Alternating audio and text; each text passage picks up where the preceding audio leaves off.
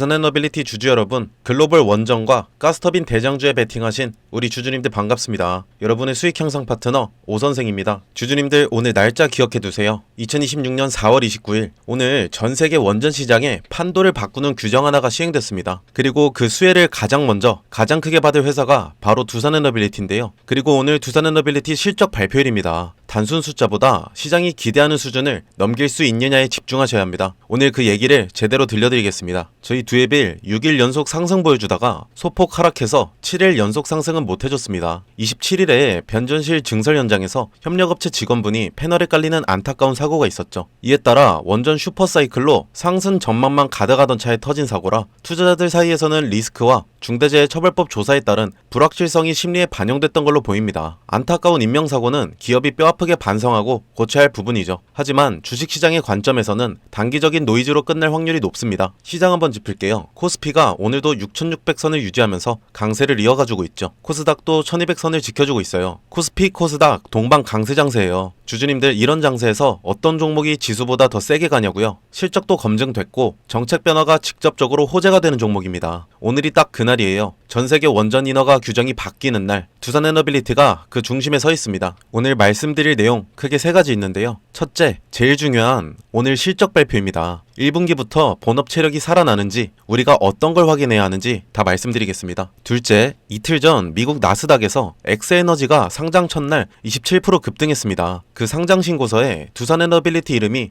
핵심 공급망 파트너로 공식 명시돼 있어요. 이게 왜 단순한 기대감이 아니라 주가 재평가의 근거가 되는지 설명드리겠습니다. 셋째, 오늘 시행된 미국 NRC 53이에요. 이게 왜 두산에너빌리티 역사에 남을 날인지 설명드릴게요. 끝까지 보시면 이 종목에 대한 확신이 한 단계 더 올라가실 겁니다. 본 내용 들어가기 전에 주주님들의 구독과 좋아요가 제 영상 촬영에 큰 힘이 됩니다. 원전 대장주가 될 두에빌이 더 큰 상승을 기원하는 의미로 댓글에 두산 화이팅, 오선생 화이팅 남겨주시면 감사하겠습니다. 영상 후반부엔 뉴스에서도 다루지 않은 뜨끈한 선물도 준비해드렸으니 끝까지 시청 바랍니다. 주주님들의 성공적인 투자를 기원하면서 본 내용 시작해보도록 하겠습니다. 자, 첫 번째입니다. 오늘 가장 중요한 파트예요. 주주님들 오늘 두산에너빌리티 1분기 실적 발표가 있죠. 집중하셔야 합니다. 증권사들이 예상하는 오늘 실적 보시면요. 매출 약 4조 6천억에서 4조 9천억 원, 영업이익은 약 2,700억에서 3,200억 원이에요. 전년 대비 영업이익이 25에서 35% 증가하는 숫자입니다. 거기에 순이익 흑자 전환 가능성도 높고요. 주주님들 작년까지만 해도 이 회사 순이익이 적자였던 적이 많았습니다. 그게 올해 1분기부터 흑자로 돌아선다는 거예요. 단순히 돈을 더 버는 게 아니라 회사 체질 자체가 바뀌는 겁니다. 그러면 왜 이번 실적이 좋아지냐고요? 네 가지예요. 첫째, 가스터빈이죠. 주주님들, 가스터빈은 두산에너빌리티 사업 중에서 매출보다 영업이익 기여도가 훨씬 큰 사업입니다. 팔면 팔수록 이익이 크게 남는다는 거예요. 미국 AI 데이터 센터 전력 수요 폭증에 국내 LNG 발전소 증설까지 이 두 가지가 겹치면서 수주가 예상보다 빠르게 늘고 있습니다. 이미 확보한 수주가 이번 1분기부터 매출로 찍히기 시작해요. 가스터빈이 1분기 실적 서프라이즈의 가장 큰 원인이 될 겁니다. 둘째, 고마진 사업 비중이 늘어났죠. 예전에는 저마진 대형 건설공사가 매출의 큰 부분을 차지했습니다. 근데 지금은 달라졌어요. 체코 두코바니 원전 기자재, 북미 가스터빈, 웨스팅하우스양 원전 부품, 이런 고부가 가치 제품들이 수주잔고의 중심이 됐습니다. 똑같이 100억 매출이 나와도 이익이 훨씬 많이 남는 구조로 바뀐 거예요. 셋째, 수주잔고 23조 원이에요. 작년 말 기준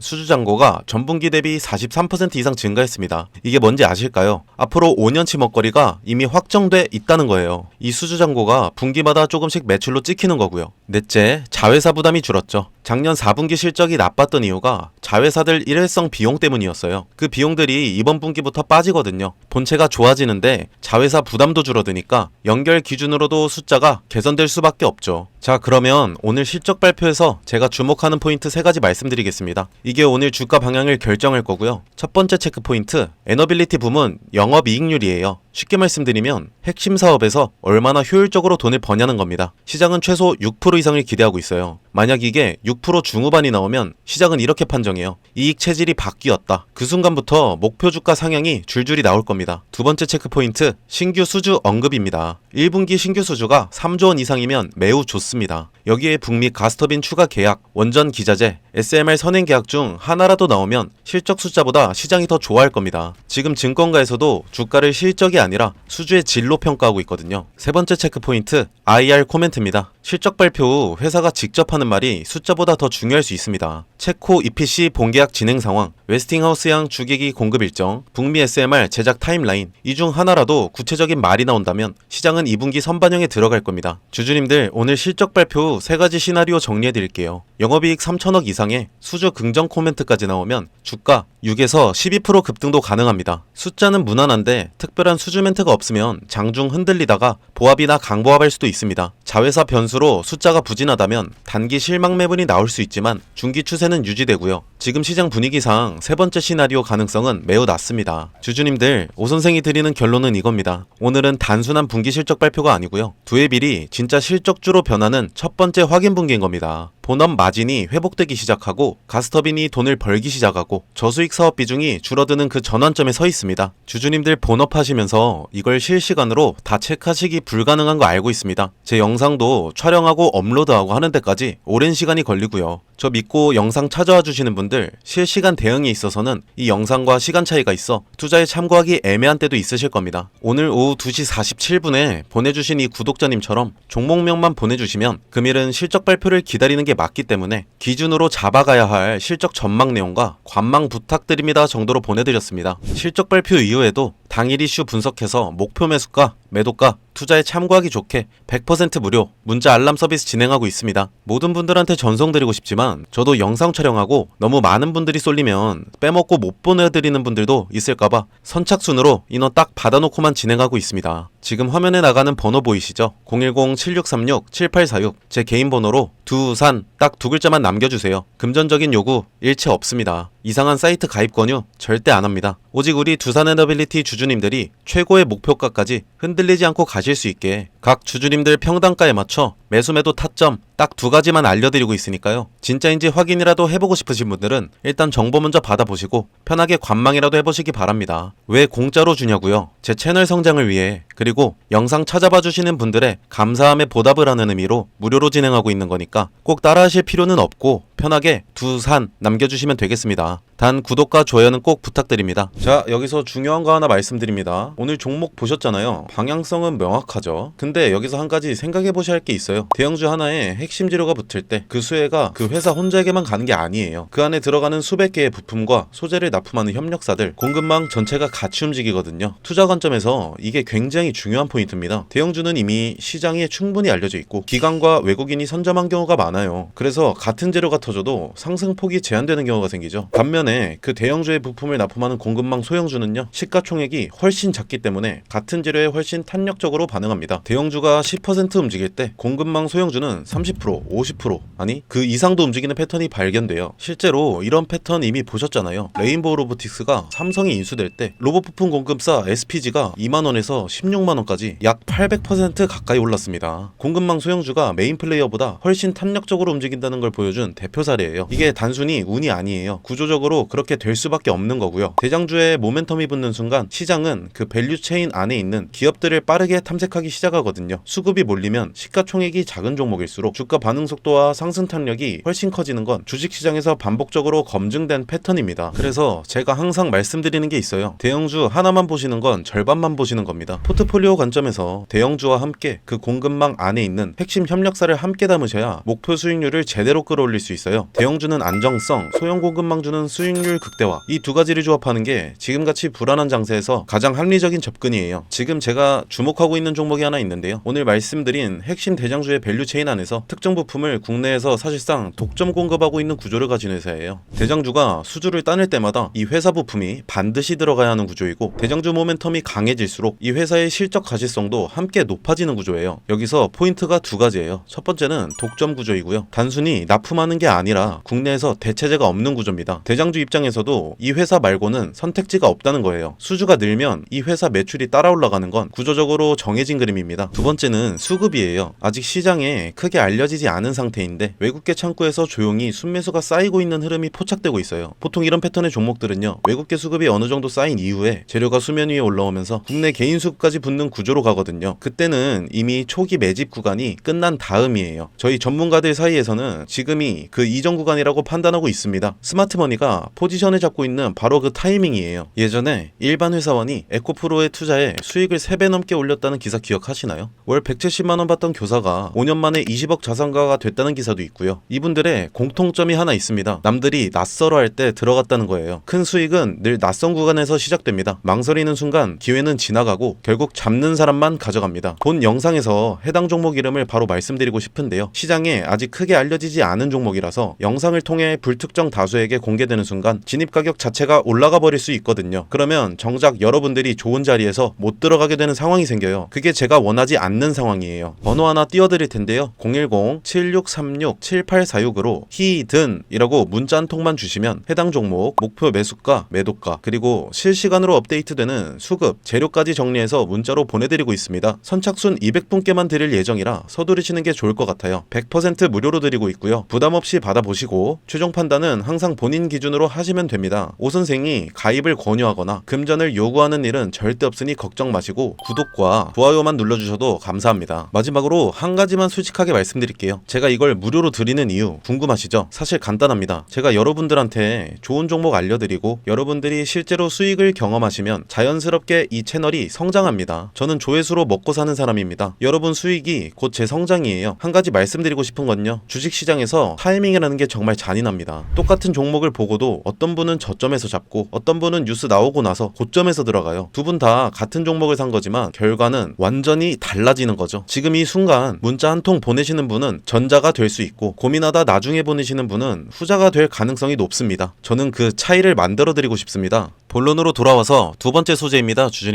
주주님들 이틀 전인 4월 27일에 미국 나스닥에 큰일이 있었죠. 미국 SMR 기업 엑스에너지가 나스닥에 상장됐습니다. 상장 첫날 주가가 27% 급등하면서 시가총액이 119억 달러, 우리 돈으로 약 17조 원을 기록했어요. 주주님들 이게 왜 두산에너빌리티 뉴스냐고요? 엑스에너지가 나스닥 상장 신청서를 제출했을 때 그 안에 두에빌 이름이 들어가 있어요. 핵심 공급망 파트너로 공식 명시된 겁니다. 미국 증권거래소에 제출하는 공식 서류에 두에빌 이름이 적혀 있는 거예요. 구체적으로 어떤 계약이냐면요. 두에빌은 지난해 12월 엑스에너지의 SMR 16기분 원자로와 증기발생기 등 핵심 발전계통 예약 계약을 선점했습니다. 텍사스주 프로젝트 4기, 워싱턴주 프로젝트 12기예요. 그리고 엑스에너지 CEO가 직접 이렇게 말했죠. 두에빌은 이 분야에서 비할 데 없는 역량과 전문성을 갖춘 세계 최고의 공급업체다. 미국 SMR 기업 대표가 한국 기업을 세계 최고로 지목한 겁니다. 엑스에너지가 나스닥에서 17조 원짜리 기업으로 인정받았다는 건 어떤 걸 의미하냐고요? 이 회사가 성공하면 가장 먼저 수혜를 받는 기업이 두에빌이라는 거예요. 유진투자증권도 이렇게 분석했어요. 두에빌은 단순 원전 테마주가 아니라 실제 프로젝트 공급망에 들어간 기자재 업체다. 지금까지 원전주들이 기대감으로 올랐다면 두에빌은 이제 나스닥 상장 서류에 이름이 적힌 실제 공급망 파트너입니다. 그 차이가 앞으로 주가 흐름의 차이로 나타날 겁니다. 세 번째입니다. 주주님들, 오늘 미국에서 아주 조용하지만 굉장히 중요한 일이 하나 일어났죠. 미국 원자력 규제위원회 NRC가 차세대 원전 인허가 규정 파트 53을 오늘 4월 29일부터 공식 시행했어요. 이게 뭔지 아실까요? 지금까지 미국에서 원전 하나 짓겠다고 허가를 받으려면 기본 10년이 걸렸어요. 10년이에요. 서류 쌓이고 심사받고 다시 심사받고, 이 복잡한 절차 때문에 미국에서 원전이 30년 넘게 새로 안 지어진 겁니다. 돈도 기술도 다 있는데 규제가 막고 있었던 거예요. 그런데 오늘부터 그게 바뀌었죠. 파트 53은 위험정보 기반 심사체계입니다. 기술이 안전하다는 걸 데이터로 증명하면 심사를 단축해준다는 거죠. 이 결과로 SMR 같은 신기술 원전의 인허가 기간이 최단 18개월까지 줄어들 수 있다는 평가가 나옵니다. 10년이 18개월로 6분의 1로 줄어드는 겁니다. 지금 SMR을 설계하는 회사들, 뉴스케일, 엑스에너지, 테라파워, 이 회사들이 가장 무서워했던 게 뭔지 아실까요? 인허가 리스크였어요. 설계를 다 완성해도 허가받는데 10년이 걸리면 투자자들이 안 나옵니다. 사업이 안 되죠. 그게 오늘부로 해결된 겁니다. 인허가 병목이 풀리면 SMR 발주가 빨라집니다. 발주가 빨라지면 부품 주문이 들어오고요. 그 부품을 만드는 회사가 어딘지 아세요? 두산에너빌리티예요. 세계 최초 SMR 전용 공장을 창원에 착공한 유일한 회사입니다. 오늘 파트 53 시행은 두산에너빌리티 SMR 수주에 타임라인이 앞당겨지는 신호인 겁니다. 오늘 핵심 세 줄로 정리할게요. 첫째,